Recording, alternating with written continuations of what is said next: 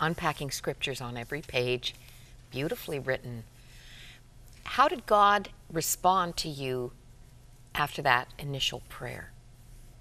Well, he responded through a series of miracles during the course of the period of battle in the bankruptcy when I was fighting to save my company, which was saved, by the way. But I thought you were going to ask me another question in a little bit, because it's kind of interesting. These books that people write just don't happen.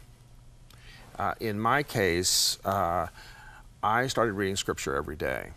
And at some point, down the road a little bit, several years, I started sharing it with my oldest son, Alex. And one year he went off to camp, and I wrote out, he was going to be gone 40 days, so I wrote out 40 scriptural things on a 5x7 card, an index card. And I kept one for, so that both of us were reading the same scripture every day. Lovely. And out of that came a book called The Tree of Life, which was just scriptural passages for each day of the year. And then after that, I decided to write on each one of those on the internet. And at the end of the first year of writing, I went back and looked at January 1 and said, this is terrible. My writing is awful. So I redid the whole thing another year. As somebody said, you never finish writing a book.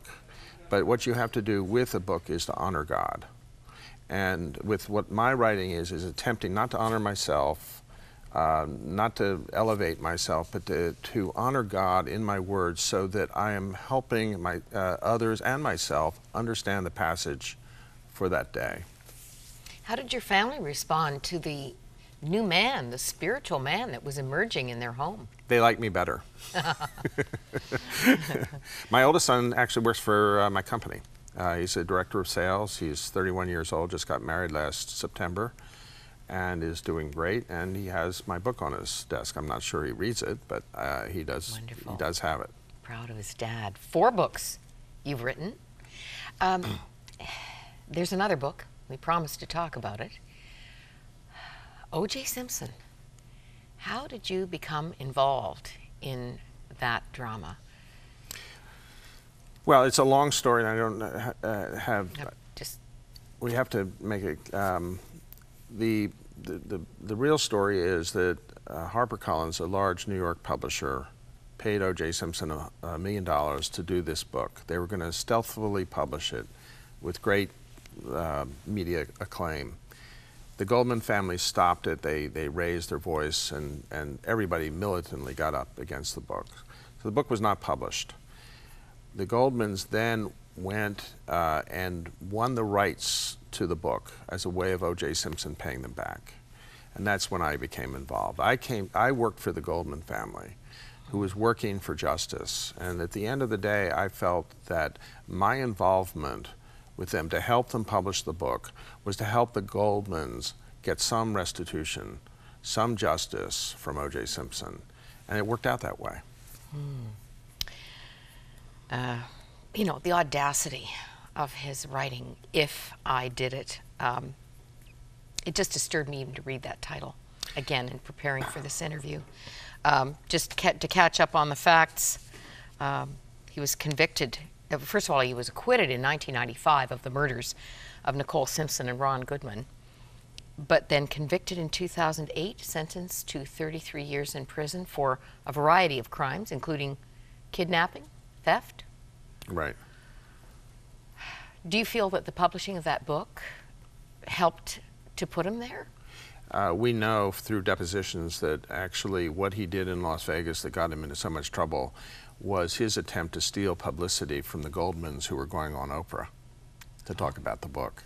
So he had a mission in mind. He had not thought it through entirely, and that got him in trouble. Just one thing about the title. The Goldmans hated the title. As far as Fred Goldman was concerned, he did it. So what we did is we took the if, made it really small, put it inside the I, and so visually it looks like I did it. And that was the whole purpose of publishing it by Fred. He was using the book and the author's own words to condemn him. We treated this book as a confessional. Has your mission statement changed since coming to know Jesus Christ? Yeah, I think the important change is how I deal with people. I think that I'm a great fan of, I write a piece in this book called Intimacy. And intimacy is, you know, it has a secular term thing, but it's, one of your guests talked about a relationship with Jesus Christ on the alpha piece, on the alpha piece. Mm-hmm. And she said, I went to church, and I would write out my schedules. And then I, through Alpha, established a relationship with Jesus Christ. That intimacy is what all of us should aspire to.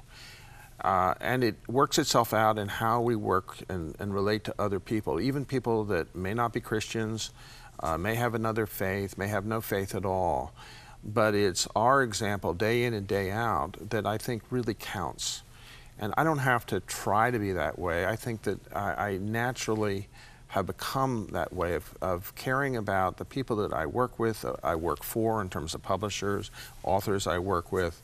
I try to be a person that they come to know and they feel comfortable with. They feel that I'm sincere, honest, engaged, and I'm working for their interests as well as my own. Well, I need to just flesh out who you are with this one more ingredient in this last minute. And I can't help but wonder how much your hiking on the Appalachian Trail fuels your writing. Well, the Signpost comes from the hiking. I'm going to finish the Appalachian. That's a picture of me in Maine a few years ago. It was rainy that day. That's why I've got what I have on. I'm going to finish the Appalachian Trail this year. It's 2,188 miles. That's a lot of hiking. It's been. I hike in sections. I go out and do a 50-mile section or a 100-mile section, and then I come back. Sometimes I do it as backpacking. Sometimes I do it as day hiking. But it has been one of the great experiences, and it's an amazing metaphor for what we all go through in life, because the trail is not always blissful.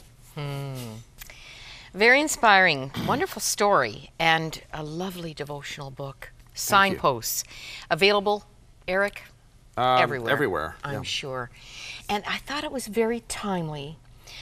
You say in the introduction, there's nothing very unusual about experiencing various kinds of setbacks. We've touched on so many today. Deaths, natural disasters. But it's important to have good and true resources when times are difficult. You found that for your life. I did. I'm sure there are many watching today who don't have that sure foundation, that sure hope.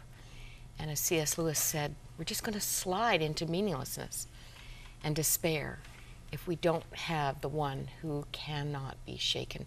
I just want to take this opportunity to point you to those prayer lines. You don't have to be at the bottom with nowhere else to look but up to qualify for and need a new life. The one who is already reaching out to you. Why not give us a call and give us the honor and privilege of introducing you to an intimacy that will change your life forever. Eric, thank you so much. Thank you. I love being here.